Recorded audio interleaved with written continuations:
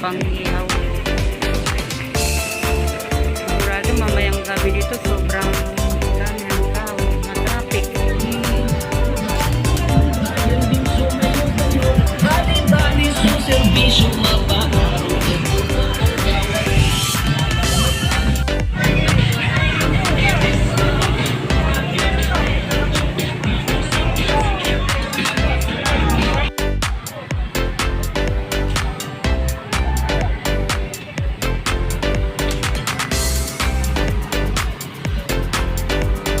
Sinarado na po yung daan dito sa Dagupan dahil mamayang hapon sila mag-umpisa dito ng Kalutan.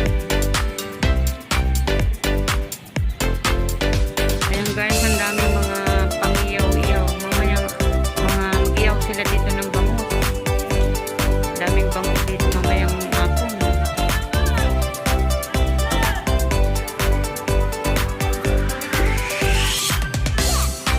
Sarado na yung